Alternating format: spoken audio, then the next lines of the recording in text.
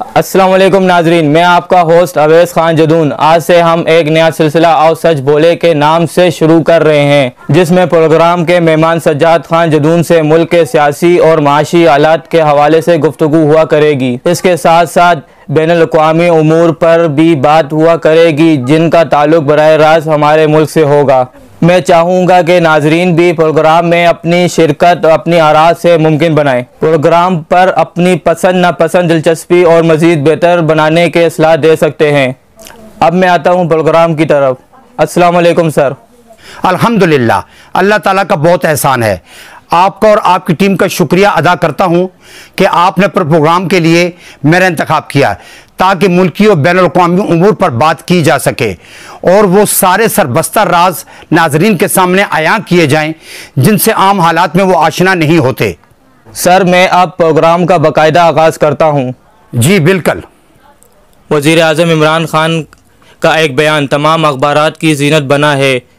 इनका कहना था कि हक पर खड़े शख्स की ताकत को कभी कम मत समझो। एक ईमानदार एसपी पूरे ज़िला ठीक कर सकता है। आप क्या कहेंगे इसके बारे में? जी, इमरान खान का ये बयान हकीकत पर मबनी है।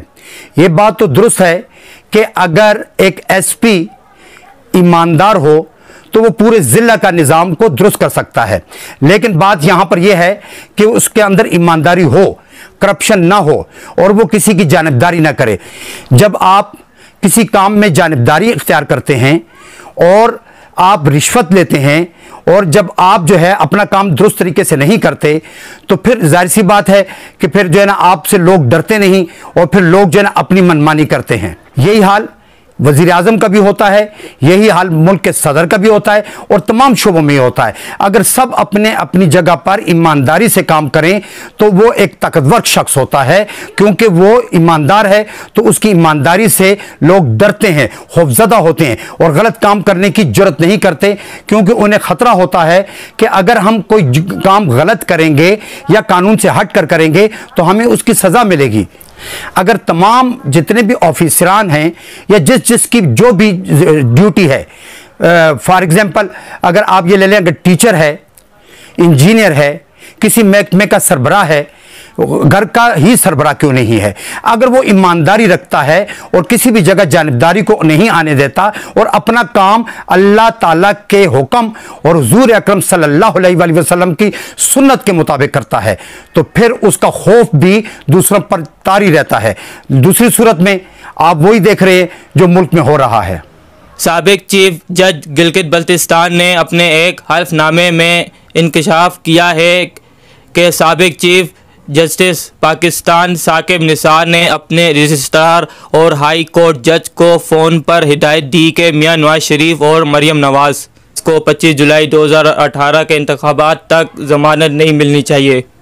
हमारे यहाँ एक रवायत बन गई है कि मुल्क का वज़ीर आज़म हो या सदर, जज हो या ब्यूरोक्रेट, वज़ीर हो या गवर्नर, खिलाड़ी हो या कोई ओहदेदार, जब जिम्मेदारी पर होगा यानी सर्विस के दौरान उसे सच बोलने की तौफीक नहीं होगी और रिटायर्ड होने के बाद उसे सच बोलने का दौरा पड़ना शुरू हो जाता है। यही गिलगित बल्तिस्तान के साबिक चीफ जज के साथ हुआ है। इस सिलसिले में पहली बात यह कि उनका सारा बयान हालात की रोशनी में सोची समझी स्कीम लगता है। उन्हें अचानक हल्फिया बयान की जरूरत क्यों पेश आई? बकौल जज साहब के ये उनकी मरहुमा बेगम की वसीयत थी जो एक बोंगी वजह करार दी जा सकती है। भला उनकी बेगम को नवाज शरीफ से क्या हमदर्दी थी? ये बिला वजह बनाई गई बात है, इसमें सदाकत दूर दूर तक नजर नहीं आती। दूसरी बात, जज साहब की कहानी की टाइमिंग देखिए। पीटीआई हुकूमत की मुद्दत खत्म होने में तकरीबन 17 से 18 माह रह गए हैं। नून लीग की मुकामी क़यादत को लगता है अगर इंतखाबात 2023 से कबल नवाज शरीफ वापस ना आए तो नून लीग की पोजीशन यकीनन कमजोर पड़ जाएगी। खुद तो वो वापस आएंगे नहीं क्योंकि उन्हें जेल जाने से डर लगता है, इसलिए अदालती निज़ाम पर उंगली उठाई जाए।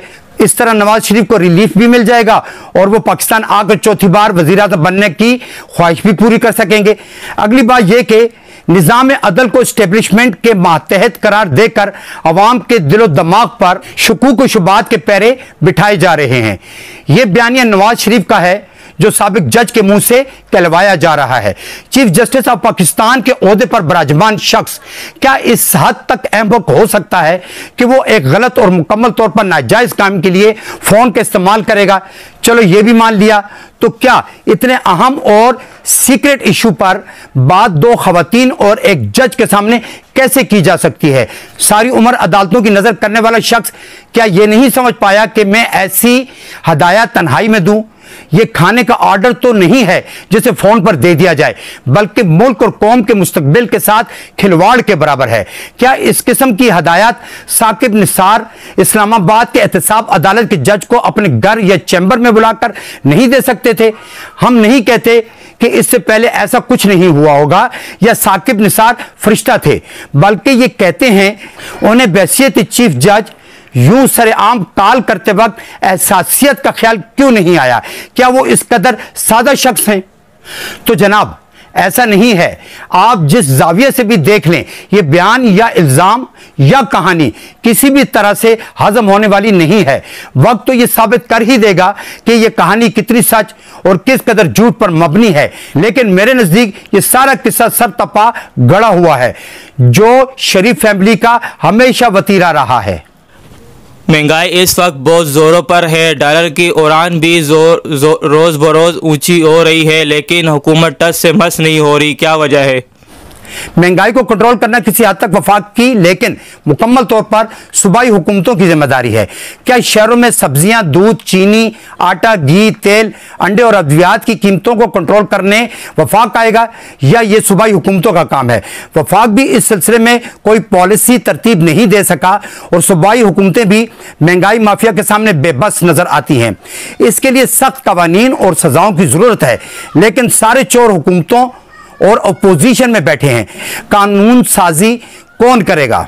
जहां तक चीनी की कीमत का मामला है, यह कहीं 140 की, कहीं 160 की और कहीं 130 की मिल रही है। जिसको देखो अपनी मनमानी कर रहा है। हर एक माफिया बना हुआ है। हुकूमत की रेट बिल्कुल काम नहीं कर रही। इस पर हुकूमत के वुज़रा का अपना एक एटीट्यूड है, वो किसी बात को मानने पर तैयार ही नहीं है। बाज़ वुज़रा का यह कहना है कि यह मीडिया की कारस्तानी है कि वो गलत खबरें लगाता है और आवाम को गलत इतलात फराहम करता है, जबकि बहैसियत आवाम हम भी चीनी लेते हैं, हमें तो चीनी महंगी नजर आती है। जब कुछ वुज़रा ये कहते हैं कि चीनी की कीमत कम हुई है, मीडिया को नजर नहीं आती, तो भाई वो चीनी जो है वो बिल्कुल पाउडर है, सफूफ टाइप की है। अगर उसे आप अगर चाय में मिलाएं तो मिठास बिल्कुल भी नहीं होती और वो डबल ट्रिपल इस्तेमाल होती है। तो बात तो वहीं जाकर पहुंच गई। तो अब मामला यह है कि हुकूमत को सख्ती करनी चाहिए, कार्रवाई करनी चाहिए, लेकिन हुकूमत इस सिलसिले में मुकम्मल तौर पर नाकाम है। पीटीआई हुकूमत के इत्तेहादी हुकूमत से मुतनफिर हो रहे हैं। आपके ख्याल में आगे क्या होने जा रहा है?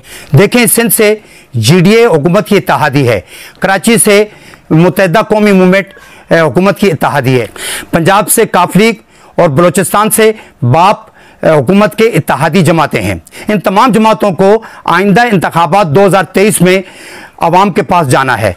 अब वो सोच रही हैं कि हम किस मुंह से जाएंगे। तेल महंगा, पेट्रोल महंगा, टमाटर महंगे, हर सब्जियां महंगी, हर इस्तेमाल की चीज़ जो है वो दुगनी तिगनी महंगी हो रही है। अब वो सोचते हैं कि जब हम आवाम के सामने जाएंगे तो हमें वो रिजेक्ट कर देंगे, क्योंकि वो भी उनके हुकूमत के इत्तेहादी हैं। इसलिए हुकूमत के इत्तेहादियों को अपने कुछ तहफ़्फ़ुज़ात हैं कि वो किस तरह से आवाम से वोट मांगेंगे और किस नाम पर वोट्स मांगेंगे।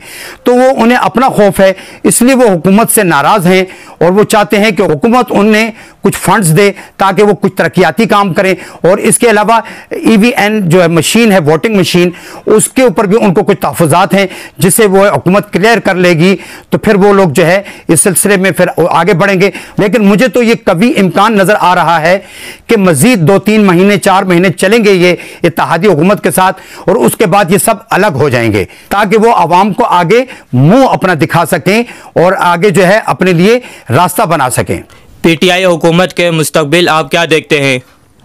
देखिए, इमरान खान बहैसियत वजीर आज़म तो बहुत अच्छे इंसान हैं, उन पर किसी किस्म की कोई करप्शन नहीं है। वो चाहते हैं कि मुल्क तरक्की करे, वो आगे बढ़ना चाहते हैं, लेकिन उनके रास्ते में बहुत सारी रुकावटें हैं जो कुछ माफियाज ने खड़ी की हुई हैं, कुछ सियासी जो गुरु हैं उन लोगों ने खड़ी की हुई हैं कि उन्हें हुकूमत करने नहीं दिया जा रहा। लेकिन इस बात से भी इनकार नहीं किया जा सकता कि वजीर आजम की कैबिनेट के लोग ज्यादातर नालायक हैं, उन्हें ना आवाम से बात करने का तरीका आता है, ना कोई बात दलील से करने का तरीका आता है। वो इस तरह से बात कर रहे होते हैं जैसे कि वो लड़ रहे हों और कोई बात जो है मुसद्दिका नहीं करते। और काबीना के अरकान के दरमियान में भी इख्तलाफात हैं। जैसा कि मैंने पहले कहा कि इत्तेहादियों ने अवाम के सामने जाना है, इसी तरह से इन्होंने भी अवाम के सामने जाना है, तो फिर उनको भी इस बात का एहसास है कि महंगाई बहुत ज्यादा है। वो भी अपने तहफ़्फ़ुज़ात का इजहार करते रहते हैं। हुकूमत तो जैसे तैसी चल रही है, अगर वजीर आजम एक काम कर लें तो मैं गारंटी देता हूं कि अगली बार भी उनके कुछ चांसेस बन सकते हैं। अगर वो महंगाई को कंट्रोल कर लें और महंगाई माफिया को गिरफ्त में कर लें तो फिर ना इनका ओपोजिशन कुछ बिगाड़ सकती है, ना वो नाकामी की तरफ जाएंगे, बल्कि हो सकता है कि अगले बार भी उन्हें ज्यादा से ज्यादा जो है सीटें मिल जाएं और वो हो सकता है कि वजीर आजम भी बन जाएं। लेकिन अवाम इस गोरख धंधे में नहीं पड़ते कि एदाद व शुमार क्या है, लेकिन अवाम ये चाहते हैं कि जरूरियात की जिंदगी की तमाम अशिया उन्हें सस्ती मिलें, या अगर सस्ती नहीं तो कम से कम उनमें इस्तेकाम जरूर आ जाना चाहिए। अगर पीटीआई हुकूमत यानी इमरान खान बहैसियत वजीर आजम ऐसा कर लेते हैं तो फिर आगे कुछ चांसेस हैं, लेकिन अगर वो ये नहीं कर पाते तो फिर अगली बार वो बुरी तरह नाकामियों से दो चार होंगे। नाजरीन, अब हम अपने प्रोग्राम का एख्तिताम करते हैं। अगले प्रोग्राम तक के लिए इजाज़त दीजिए। अल्लाह हाफिज।